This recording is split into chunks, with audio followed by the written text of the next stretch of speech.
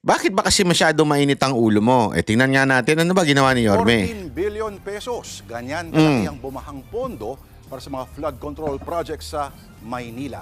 Naku Pero po, nabisong patay tayo dyan. Wala palang permit mula sa lokal na pamahalaan. Naku, ang mga patay tayo proyektong dyan. ito. Nasa frontline na balitang yan, si Camille Samonte. Mula 2022 hanggang ngayong taon, higit 200 flood control projects ang itinayo sa lungsod ng Maynila. 14 Take note ha, 2022 hanggang ngayon. Ha? 200. Naku, grabe ano yan. Ang tindi niyan. Kaya naman pala, hindi niya napansin?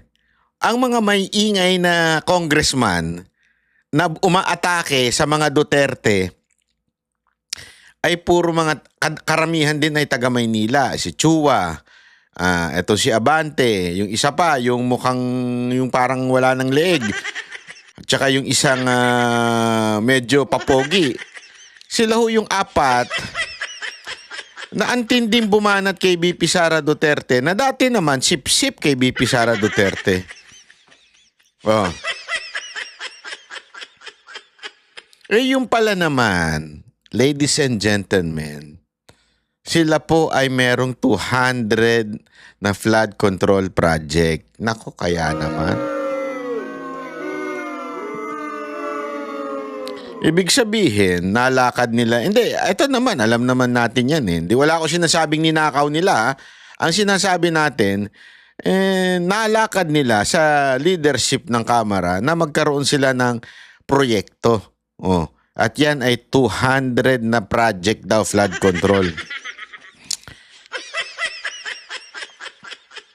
Hindi natin alam bakit nagkaganyan. Ang tanong, gumagana ba? Hindi, kasi baka sabihin naman, sandali, Banat Bay, wala namang masama sa flood control project kung gumagana. O, totoo, wala namang masama kung gumagana. O, tingnan natin kung gumagana. O, play. billion pesos ang halaga niyan. Pero nadiskubre ni Manila Mayor Isko Moreno na ni isa sa mga proyekto walang kaukulang permit mula sa LGU. Nako. Inaprubahan daw ng DPWH ang proyekto kahit klaro umanong paglabag ito sa local government code at ibang ordinansa. So most of it finished already. Bumaha ng pondo sa Maynila, bumaha pa rin sa Maynila. Itong lahat ng ito ay walang permit sa lungsod. Kung pagbabasehan ng mga dokumento, ang Chelsea Construction and Supply ang isa sa mga may pinakamaraming nakuhang proyekto na aabot sa 1.4 billion pesos. Isa sa mga proyekto nila ang 38.4 million peso flood mitigation structure sa kahabaan ng Estero de Magdalena sa Barangay 259 at 266 sa Tondo. February 2025 ang agreement at binigyan sila ng 161 days para tapusin ito.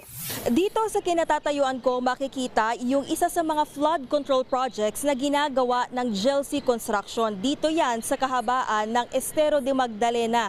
At kung makikita ninyo, hindi pa rin yan tapos hanggang ngayon at patuloy pa rin nga yung kanilang paggawa kahit wala silang anumang permit mula sa Manila LGU. Nirereklamo na yan ng mga residente. Malaking perang ginastos dyan, tapos pagdating ng mga baha daw, hindi naman gumana, hindi naman pinagagana. Nung huling bagyo, puno yung ano na yan, ito, apaw yan. Dumepensa naman ang DPWH North Manila District Engineering Office. Gumagana raw ang flood control doon at may maintenance team umano na nagmamonitor. Sa dating administration po, hindi po ni-require yung kakakuha ng permit. Papaalam lang po kami na gagawa na pinapayagan po. Sinuspende daw muna nila ang mga nasabing proyekto. Sinisikap pa namin na makuha ang pahayag ng Chelsea Construction. Nagbabalita mula sa Frontline, Ayan. Monte. So, ayan yung sinasabing flood control ng Maynila. Okay? So, mukhang mga palpa. Kaya, alamin natin sa mga congressman. Kasi kung, hindi, ito yun eh. Di ba, alam naman natin na through them, because they represent their district doon sa Congress, at doon dinideliberate ang pera. Kasi, alam nyo, sa totoo lang, yan naman po ay trabaho nila. Yan naman po ay trabaho nila at yan naman po ay kanilang function as a representative of their district, na siguraduhin na may proyekto kayo at meron kayong mapagawa dyan at makakuha kayo ng budget from the national government at may alat doon sa inyong lugar. Walang masama doon.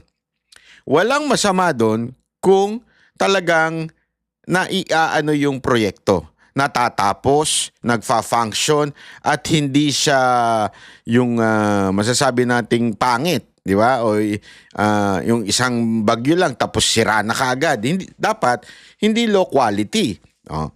Ngayon, ewan ko kung dahil ba sa ganitong birada ni Yorme at may isa pa siyang press briefing na sinabi niya yung mga presyo na nakuha ng bawat distrito. Hindi ko alam kung dahil dito nagalit si Abante at napagbalingan si Congressman Pulong. Ang problema mga kababayan, si Congressman Pulong may ebidensya. Tinatanong nito ni Abante kung meron ba daw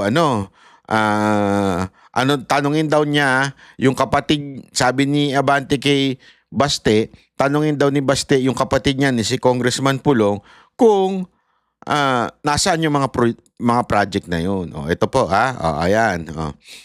So ayan po yung mga project.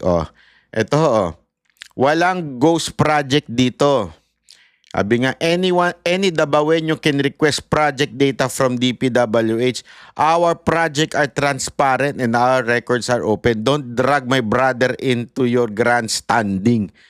Walang ghost project dito. Walang bumabagsak na flood control project. Kung may baha man, humuhupa agad. Hindi kagaya ng swimming pool sa lugar nyo. Grabe, sakit nun ha. Totoo naman eh.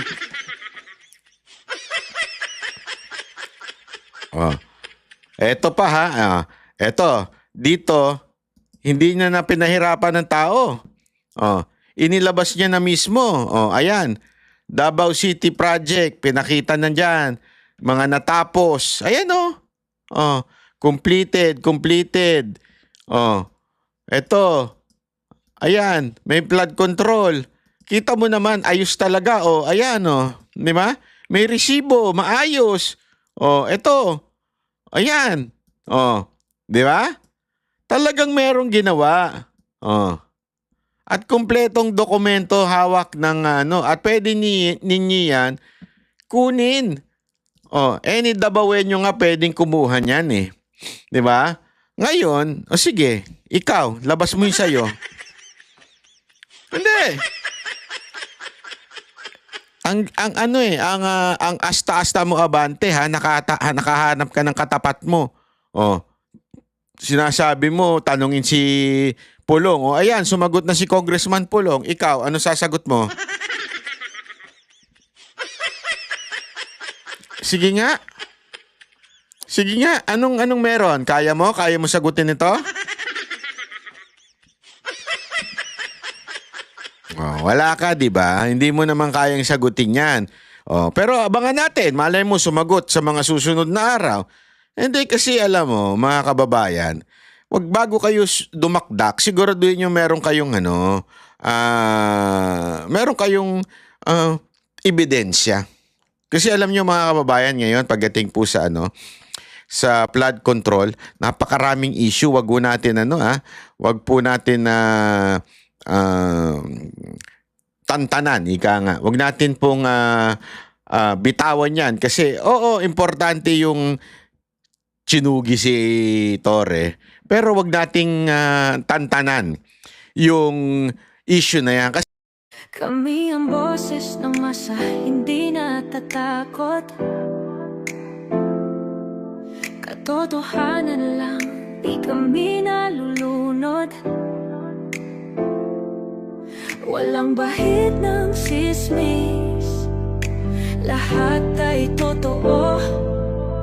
Kahit sino ka pa, pag mali ka babanatan ka.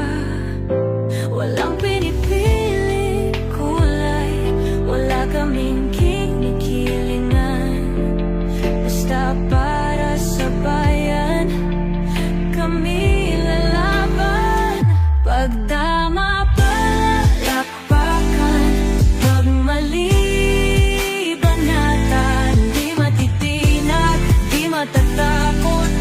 para sa bayan, tuloy ang sigaw. Sa harap ng kamera, walang halong takot. Mga baluktot, lahat kayo'y tutumba. Ang hustisya at totoo, yun lang ang mahalaga. Kahit sinong harang, di kami matitinag. Walang pinipiling kulay, wala kaming kinikilingan. Basta para sa bayan, kami lalaban. Pag tama palakpakan, pag mali banatan, di matitinag, di matatakot. Para sa bayan, tuloy ang sigaw. Kung nasa tama ka, ikaw ay aming kasama. Pero pag mali ka, handa ka na bang mabasag? Banateros kami, walang inuunan. Dahil bayan muna, bago ang sarili.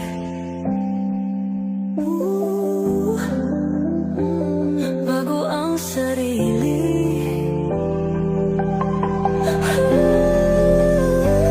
Pag tama palakpakan, pag mali banatan. Banateros ang sigaw, katotohanan ang